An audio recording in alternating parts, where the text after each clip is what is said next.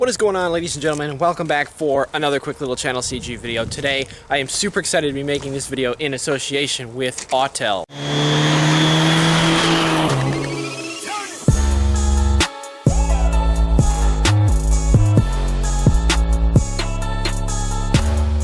The awesome people over there at their company hit me up not long ago and asked me if I would be willing out to test out their new ML529 code reader. And of course, I readily accepted because I have messed with code readers in the past, like some really cheap ones and some pretty nice ones before. I even made a video on one that I got not long ago. It was a really cheap, like sub $20 code reader that connected to your phone via Wi-Fi, and it worked pretty good for the price. But if you're here watching this video, if you're subscribed to the channel, which if you're not, you definitely should do that. But if you're here, you're probably some sort of automotive enthusiast in one way or another. I know I definitely am, that's for sure. Sometimes we need to know like our monitor readiness, like if we're getting ready for an inspection and we've been doing some work. I know that would have come in serious handy with this. I actually had to borrow my brother's code reader, and that did have monitor functionality, so I was able to get this thing ready and pass inspection. This in particular code reader has everything that you would want without spending tons of money on something that basically only shops can justify investing in. So me being the car enthusiast that I have and having a lot of old cars here, including my own beautiful PT-GT, something like this is a necessity for me, and this is why I'm super excited that Autel reached out to me. I could not be more hyped to be testing this thing out for the video. Right out of the box, I was super impressed with this code reader. You could tell it was just super high quality as a whole. Came with a cool little carrying bag. It also came with an instruction manual that was really simple and concise but super helpful. The whole device is actually pretty simple. And the way it works, I have had a chance to test it out already, but this will be my first time using it, and I'll show you guys some of our first attempts and the first impressions. But as you can see, here is the code reader itself. Pretty simple, and it actually has the monitor readiness button right here on the front, which apparently is a patent feature of this device, which is really handy, and it's just really simple to use overall. Another really cool feature of this code reader that we will be testing out today is that it has the ability to look up manufacturer specific codes. I believe they call it the auto VIN technology, primarily for brands like, I think they said Dodge, Chevy, and Ford, so like the typical American brands. There's a bunch of different makes and models in there, but your general codes, like, you know, your misfires and all that kind of stuff, of course that's already in there, but some of the really manufacturer specific ones we can actually look up in here, which is really cool. But that is a really cool feature, and we're going to be testing that out in this video as well. So without further ado, let's go ahead, plug this thing in, and see what we can do.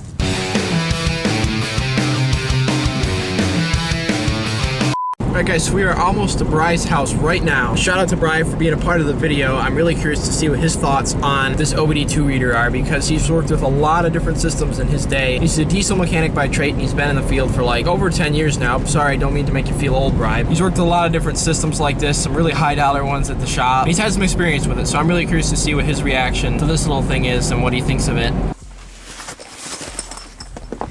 And our test vehicle of today is a gorgeous Grand Caravan. I feel like a doctor or something with this bag. Like open up and say, ah. Yeah. Do they want to see how many lights are on?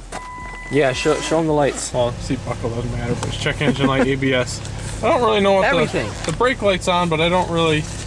Yeah, I had, I remember when my speed sensor went out on the PT-GT, I want to say the brake light came on too. Could very well. I can't remember, but yeah. So basically the symptoms are the speedometer is not working. It does not work. It's lit up like a Christmas tree. Pretty easy to figure out what's going on with that, but I'm excited about trying this thing out. Yeah, I am hyped. So this is like the first test. Oh, and I'm definitely going to play with it. Oh yeah, Bry's going to love it. Like I said before, Bry has worked with a lot of different, like, really nice high dollar systems because he works for, so I he's in the industry, so. At work, we probably got the best aftermarket scan tool that you can get. It's a Snap-on.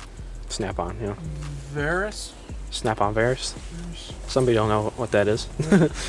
Okay, we come to the home screen. So you've never even tried it? I've never done it. I flicked through the manual, but I haven't actually. Ready test? Ooh, what's this? Well, let's look at that first. First, let's go. Okay. Yeah, there is a lookup, and you can look at manufacturer-specific codes too. That's read cool, codes. OBD2 codes. So it's a specific. It's a whatever codes that are in here are dealer specific. Yeah. This does have data on it. Mm-hmm. That's pretty wild. Usually stuff like this doesn't have that. Ooh, you can even record it? This isn't me doing this for the video. I'm really like, this is pretty cool. It's pretty fancy. Oh, this is in Celsius. That'd be something we'd have to go back and change. Yeah, I haven't done that. I was looking at the negative numbers and like -40. Good Lord, that ain't right. It's not that cold out here, is it? It is cold, but it ain't that cold. Oh, that's really nice.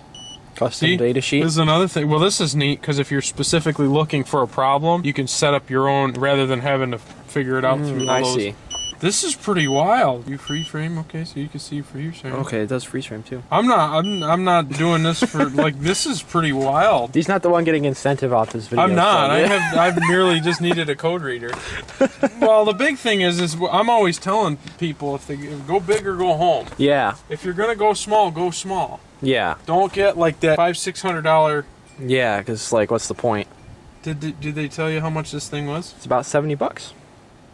That ain't bad at all. No. For that. Yeah. I mean, you're getting component stuff. But pretty much anything somebody like you and me'd ever need. Well, because if you can't get a bi-directional scanner, which what I mean by that is being able to actuate stuff and really dive into it. Yeah. Something like this.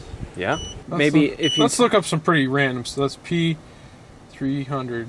301. Let's look at that. I'm pretty sure I've had that code before. No, it's misfire. Oh, misfire. Oh, yeah, I've had 304 before.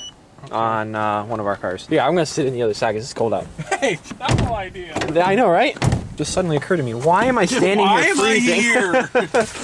You know, if it was really smart, I'd turn the darn thing on. Yeah, I know, right? All right. No, this ain't bad. Oh, this thing's pretty darn cool. Yeah. Manufacturer-specific codes are found. Press any key to select. Oh, you have to put in the make and stuff. Loss of serial communications for Class 2 devices. In other words, modules lost communications with each other. It's probably a broken wire or either that or module's bad. But it's more likely a vehicle speed sensor issue and or the connector to that. Okay. So that's pretty cool. So Brad's going to be swapping out the speed sensor real quick. Apparently he's already got one. But, for example, is it this one with the cut wires here? No, it's this one. Oh, it's this one, I think. We just have a, random 3.3 sitting here in his garage. But, yeah, random, same thing, same transmission. It's whatever. Wow. Look at is that an engine? Is that VTEC? Is that it ain't got VTEC? I don't want it. It got VTEC. Unicorn boost.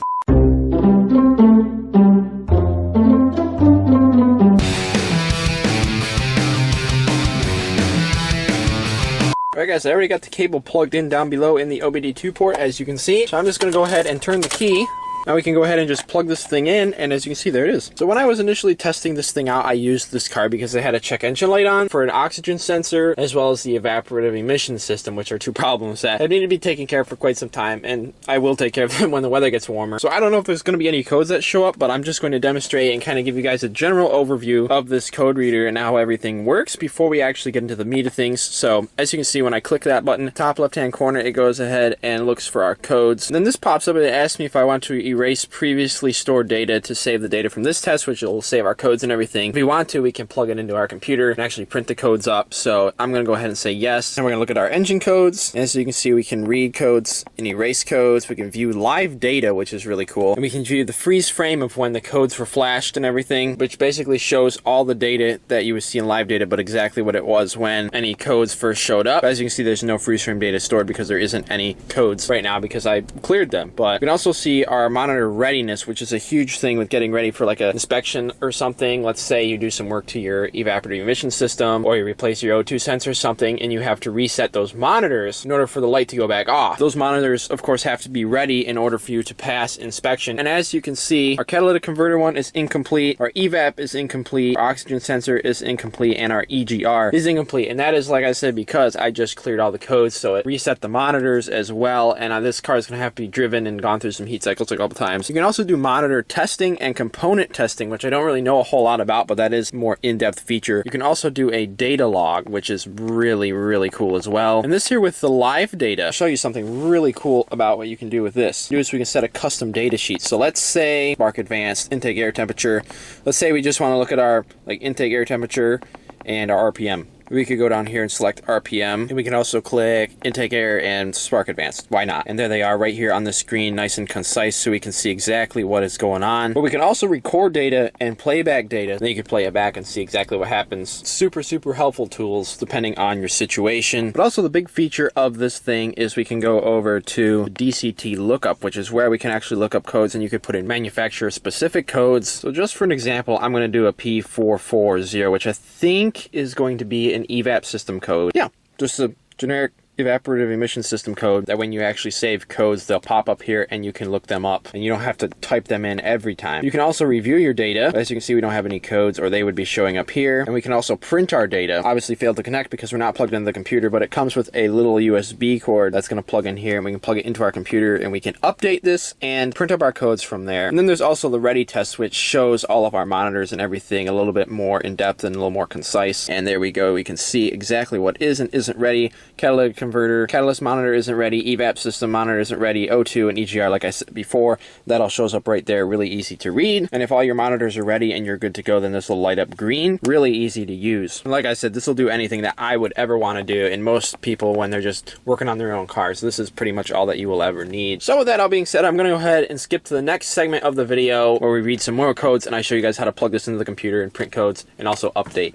I'm kind of getting lucky with all these opportunities to test out the new Autel because my sister's Taurus right here just recently threw a check engine light as well, and we've noticed for a long time a nasty misfire upon startup where the car won't want to start when it's really cold out. Maybe this check engine light will give us a little bit more insight because the misfire has been getting worse lately. Okay, we're going to check our OBD2 codes.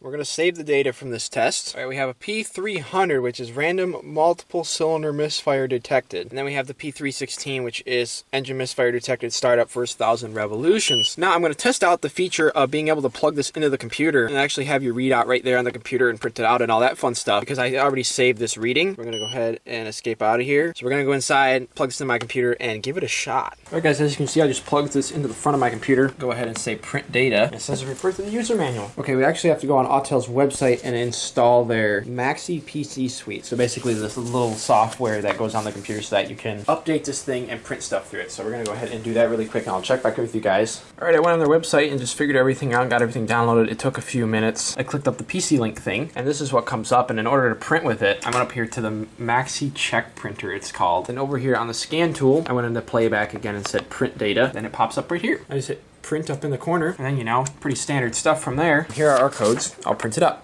I don't know how this Maxi PC suite works exactly. Pretty sure I need to put this in update mode. Yeah, right there. Okay, let's give that a shot for the heck of it. All I had to do was use this stuff here on the screen, like the serial number and that other number. Type it in with my email, they send me verification code, pretty standard stuff. And here we are. It shows installed updates and updates available. Looks like there are some, so we're gonna go ahead and just click update. All right, and like 2 minutes later, the update's already done. So I guess we can just go ahead and unplug this thing.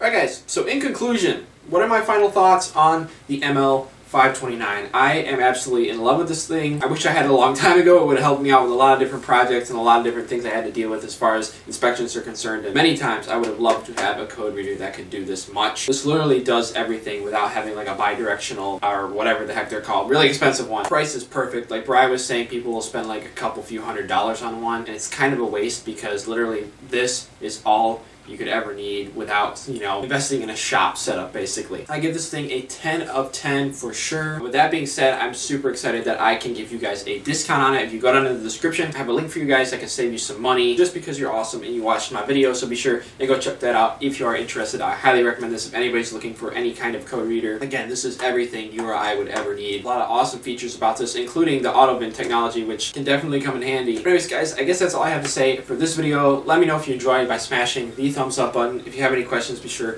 and leave them down in the comments below. And again, be sure and check the description for a discount to get yourself one of these. And again, guys, thank you so much for watching. I will see you guys in the next one. God bless and peace out.